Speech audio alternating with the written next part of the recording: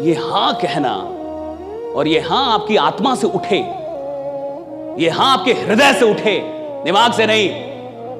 ये हां बोलते हुए आपको रत्ती पर भी शक ना हो, हल्का सा भी शक ना हो कि हां मैं अपनी मेहनत पे फिदा हूं, तो साहब समझिएगा कि आप जीवन में किसी बड़ी क्रांति को जन्म देंगे, आप कुछ बड़ा करेंगे साहब। और जीवन में एक 6 महीने का फेज चाहिए होता है, याद रखिएगा मेरी ये बात, 6 महीने का phase. You need a phase of at least 6 months, right? When every day the answer to this question should be yes. एक 180 दिन का फेज चाहिए होता है, जब जीवन में हर दिन हर रात आप इस सवाल का कि मैं अपनी मेहनत पे फिदा हूं या नहीं हूं, और आप इसका जवाब हां में दे दें कि मैं अपनी मेहनत पे फिदा हूं। जो आदमी 180 दिन इस सवाल का जवाब हां में दे सकता है, वो अपनी जिंदगी में कुछ भी उपलब्ध कर सकता है, कुछ भी, एनीथिंग, कुछ भी अचीव कर सकता है।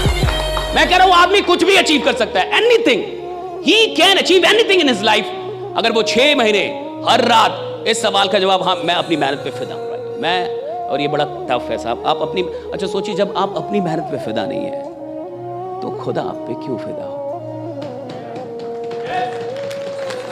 ईश्वर आप पे क्यों फिदा, भगवान क्यों फिदा हो भैया आप पे?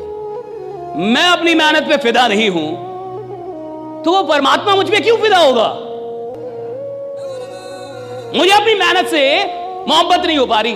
मैं नहीं कह रहा कि यार मैं कमाल की मेहनत कर रहा हूं, और जब मैं ये कह नहीं रहा कि मैं कमाल की मेहनत कर रहा हूं तो मैं खुदा से कैसे लड़ूंगा? और याद रखिए, मैंने पहले ही बोला, आप सफल होंगे नहीं होंगे सवाल इसका है नहीं, आप कितने सफल होंगे सवाल इसका है। और आपकी कमाई का सवाल नहीं है कि मैं 5 करोड़ कमाऊंगा कि नहीं, सवाल इसका है कि आपके जरिए करोड़ों लोग करोड़ों कमाएंगे कि नहीं, राइट? सवाल इसका है। अब जहां से पैदा होती है ना, जहां से पैदा होती है उसका नाम मेहनत है, वहां से स्मार्ट वर्क पैदा होती है साहब। जब आदमी मेहनत करता है तो स्मार्ट वर्क आती है साहब। कोई आदमी जब 5 साल मेहनत करता है ना, पागलों की तरह दिन रात, तब जाके 6ठे साल में उसकी जिंदगी में स्मार्ट वर्क शुरू होता है। लेकिन 5 साल हार्ड वर्क करता है, तब 6ठी साल से स्मार्ट वर्क शुरू होता है। आजकल के जो लोग हैं ना, वो सोचते हैं पहले दिन से स्मार्ट वर्क करूंगा।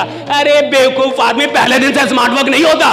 5 साल 10 साल आदमी जमीन में रगड़ता है, खुद को मेहनत करता है पागलों की तरह दिन रात, और जब वो इतना बड़ा एम्पायर बनाता है कि लाखों लोगों को उसने खड़ा कर दिया, तो एक दिन उसके जीवन में स्मार्ट वर्क शुरू होता है, राइडा भैया। वो काम करता है, मेहनत है पहले। याद रखिएगा, hard work is the mother of smart work. Hard work is the mother of smart work. Smart work पैदा ही नहीं हो सकता बिना हार्ड वर्क। लोग सीधे सोचते हैं पहले दिन से ही मैं स्मार्ट वर्क करूंगा, नहीं जाऊंगा किसी से मिलने, नहीं मिलूंगा, पागलों की तरह मीटिंग नहीं करूंगा। रोज 20 आदमी को आप प्लान नहीं दे रहे, रोज 10 आदमी को आप प्लान नहीं दे रहे, आप थोड़े मेहनत कर रहे हैं। जिंदा है तो आदमी गलती करेगा, मुर्दे थोड़े गलती करते हैं, ठीक है? जो आदमी जिंदा है साहब वही गलती कर सकता है। गलतियों से शर्माना नहीं है, घबराना नहीं है, डरना नहीं है, बस गलतियां बार बार रिपीट हो ये नहीं करना है। हम गलती करें, बिल्कुल करें, लेकिन पुरानी ही गलती बार बार करें ये मूर्खता है साहब। हम नई गलती कर लें। समझदार आदमी वो है जो पुरानी गलतियों को रोक दे, कुछ नई गलती कर लो। नई गलतियां जायज हैं, पुरानी गलतियां मूर्खता है। तो अगर मैं एक ही गलती पिछले 3 साल से कर रहा हूं, मैं महामूर्ख हूं। और आदमी के साथ परेशानी यही है कि उसकी गलतियां रिपीट होती हैं। और ऐसा कहा जाता है कि गलतियां करना गलतियां नहीं है, गलतियों को ना खोजना, उनको ना मानना और उनको ना सुधारना ही सबसे बड़ी गलती है। गलती करना गलती नहीं है साहब। आप गलती नहीं मान रहे, आप गलती को स्वीकार नहीं कर रहे, आप उसको सुधारना नहीं चाहते, आप प्रयास नहीं कर रहे, ये गलती है साहब। और देखिएगा, टफ आदमी ही बड़े लीडर पैदा करता है। टफ आदमी चाहिए। जिसके गार्जियन टफ होते हैं ना, उनके बच्चे सही होते हैं साहब, राइट? क्योंकि गार्जियन टफ है।